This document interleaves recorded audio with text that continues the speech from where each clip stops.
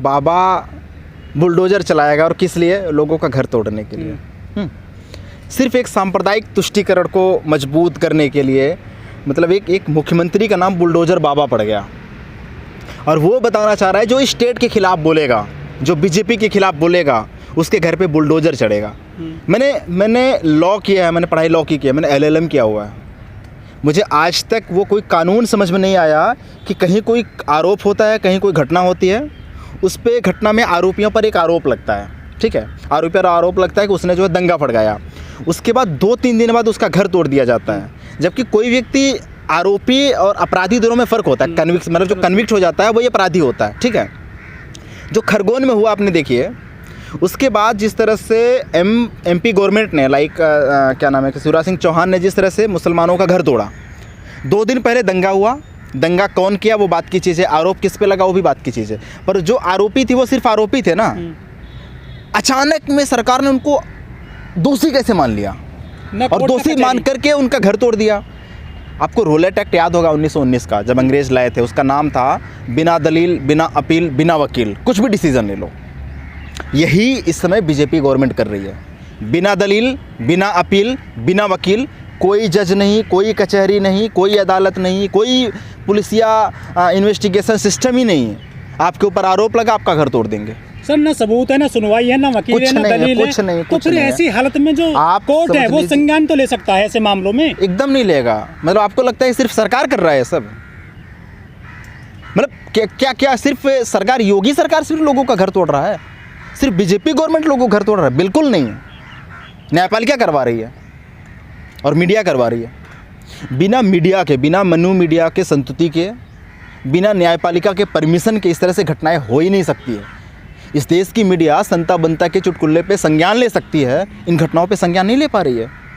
और ये सिर्फ मुसलमानों का घर नहीं तोड़ा जा रहा है, सबका घर तोड़ा जा रहा है। आपको याद होगा कि MP में एक राका भीम आर्मी का एक्टिविस्ट था, उसका भी घर तोड़ दिया गया। तो भाई साहब, ये जो आग ये लोग जला रहे हैं, लगा रहे हैं ना, ये सबके घरों में इसकी लपटें आने वाली हैं। यह स्वभाव जो देखते हैं, भीड़ होती है, नारे लगाते हैं जय श्री राम, फिर तोड़फोड़ होती है, झंडे लहराए जाते हैं, तलवार दिखाते हैं, ये कहाँ आ गए हैं हम? अब सोचे ना, एक बाबा है मुन्ना बजरंगी, वो बाबा मुसलमान लड़कियों का रेप करने की बात कर रहा है, उनको प्रेग्नेंट करने की बात कर रहा है, उसके बाद कह रहा है जय श्री राम। मतलब जय श्री राम कह के एक लड़की का, एक महिला का रेप करना, उसके बाद जय श्री राम के समर्थकों को, जय श्री राम समर्थक झुंड को कोई तकलीफ़ नहीं होती है। मुझे लगता है कि इससे बड़ा अपमान और क्या हो सकता है? तुम्हारे खुद के देवता का, जिन्हें आप देवता मानते हो, उसका इससे बड़ा अपमान क्या हो सकता है? दूसरी बात, हम किस एटमॉस्फेयर में आ चुके हैं? आप वेज और नॉनवेज के नाम पे पॉलिटिक्स करना चाह रहे हो। आप ये कह रहे हो कि नवरात्रि में नॉनवेज नहीं खाना चाहिए। चलो ठीक है, आपका डिसीजन आ गया भाई, आपकी अपनी आस्था आपने बंद करा दिया, आपके पास पावर है, you can do anything what you want, you have power. But even I have right to eat what I want. I means the people of India, we the people, we have right to eat what we want, and this right has been given by our constitution and we have right. लेकिन इसके बावजूद भी इस तरह से घटनाएं हो रही हैं। और कर कौन रहा है?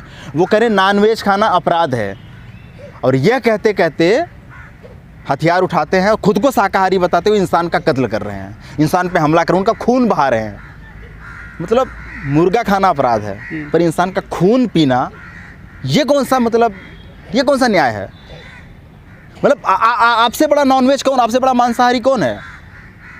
वो तो मछली खा करके अपना पेट भर रहा है, वो तो मुर्गा खा के अपना पेट भर रहा है, आप इंसान का खून पी के अपना पेट भरना चाह रहे हो। तो आप मांसाहारी हो कि कौन मांसाहारी है भाई? रक्त पिपासु आप हो। हाँ, आप सोचो कितनी घटिया सोच चल रही है इनकी। सर JNU में फिर से जो है खून खराबा हो गया है 3 दिन पहले। JNU वालों का ड्रामा होता है यार, JNU हर साल एक ड्रामा करते हैं, इनका हर महीने एक ड्रामा चलता है। ये एक नए ब्राह्मण नेता लॉन्च करने की कोशिश है। JNU का पॉलिटिक्स आप छोड़ दीजिए, ये JNU का जो लेफ्ट और राइट है ना, जो ABVP और ये कम्युनिस्ट जितने संगठन है ना, इनका ड्रामा होता है। हर साल ये ड्रामा करते हैं नया ब्राह्मण नेता पैदा करने के लिए। लाइक मोहित पांडे को पैदा करेगा, ठीक है, फिर एक घोष को पैदा करेगा, फिर एक मिश्रा को पैदा करेगा। ऐसे रोहित वेमुला के कांड में कन्हैया कुमार को पैदा किया, अब एक नए ब्राह्मण नेता को पैदा करने की कोशिश। और वहाँ पे कोई और नहीं लड़ रहा है, मैथिली ब्राह्मण लड़ रहे हैं और बंगाली ब्राह्मण लड़ रहे हैं। सर JNU से कोई दलित नेता निकल के क्यों नहीं आता है सामने? यही तो बात है ना, हमारा डिस्कोर्स पैदा ही कहाँ हो पा रहा है इस देश में अभी तक? हमारा डिस्कोर्स पैदा ही नहीं हो पा रहा है इस देश में अभी तक ना। हमारे लीडरशिप को लोग ख़त्म करते हैं। और हमारा जो समाज है इन्हीं के चक्कर में पड़ा रहता है। मेरा मानना है जेएनयू और भी यूनिवर्सिटी हैं देश में भाई, उनकी भी समस्याएं हैं यार। तो जेएनयू वालों को ठीक है, मुझे जेएनयू से समस्या नहीं है, जेएनयू के स्टूडेंट से समस्या नहीं है, पर मुझे लगता है कि जेएनयू वाले की जो पॉलिटिक्स होती है ना वो एकदम कम्युनल ही है, वो कम्युनल के इर्द, हिंदू मुस्लिम के इर्द गिर्द ही घूमती है। मुझे लगता है कि अम्बेडकराइट लोगों को उससे दूर रहना चाहिए। अम्बेडकराइट लोग अपने कंसर्न पे बात करें। अम्बेडकराइट जैसे इसमें अम्बेडकर की जयंती है ना, फुले साहब की जयंती है ना, जम के मनाओ। जेएनयू वालों को लड़ने दो मासूस के लिए, उनको वो लड़ लेंगे। सर ये महीना चल रहा है, जमकर मनाइए बाबा साहब की इस बार। हाँ बिल्कुल, धन्यवाद देता हूँ। मैं तो चाहता हूँ कि बाबा साहब अम्बेडकर के अंदर वो पावर है, बाबा साहब अम्बेडकराइट मूवमेंट का वो ताकत है बाबा साहब अम्बेडकर, कि आज पूरी दुनिया बाबा साहब की जयकार कर रही है। हम ये कतई नहीं बाबा साहब को हम किसी फ्रेम में तो मतलब कैप्चर नहीं कर सकते ना। मतलब Ambedkar is a person whose image can not be confined into a frame and into frame of a political party, into frame of a caste। नहीं, बाबा साहब एक फ्रेम है जिसको सभी लोग कैप्चर कर सकते हैं। सर ठीक है, लेकिन जो सभी पार्टियां हैं, चाहे आम आदमी हो, हाँ। चाहे समाजवादी पार्टी हो, चाहे भाजपा हो, सभी जो है बाबा साहब को कंधे पर लेकर चल रहे हैं आज के ज़माने में। अब तो साहब कांसीराम जी को कंधे पे लेकर चलना शुरू कर दिए हैं लोग। हाँ, अब तो साहब कांसीराम को कंधे पे लेने के चलना शुरू कर दिए हैं। इंतजार कीजिए, कुछ दिन बाद पेरियार साहब को भी कंधे पे लेके ये लोग चलेंगे। हमारे मूवमेंट में वो ताकत है। मैं बार बार ये कह रहा हूँ, हम पॉलिटिकली ज़रूर कमज़ोर हुए हैं, पॉलिटिकली ज़रूर हारे हुए हैं, पर हमारा जो सोशल मूवमेंट है ना वो ख़त्म नहीं होना चाहिए। अगर हमारा सोशल मूवमेंट ख़त्म हो गया तो हमारे एग्जिस्टेंस पे क्वेश्चन मार्क लग जाएगा। ठीक है सर, बाबा साहब को काफ़ी सम्मान दिया जा रहा है पिक्चरों में, मूर्तियों में, लेकिन जो दलित राजनीति है, जैसे कि आम आदमी पार्टी का मामला ले लीजिए, उन्होंने 5-6 राज्यसभा लोग पहुँचाए हैं, उनमें एक भी दलित नहीं है सर। ये यही तो चाहते हैं ना कि आपकी लड़ाई हम लड़ेंगे। वो कहेंगे ना कि आप कमरे में बैठे रहो, आपकी लड़ाई हम लड़ेंगे। मेरा यही क्वेश्चन मार्क है कि भाई हमारी लड़ाई तुम क्यों लड़ोगे, हमें हमारा लीडरशिप खड़ा करने दो ना।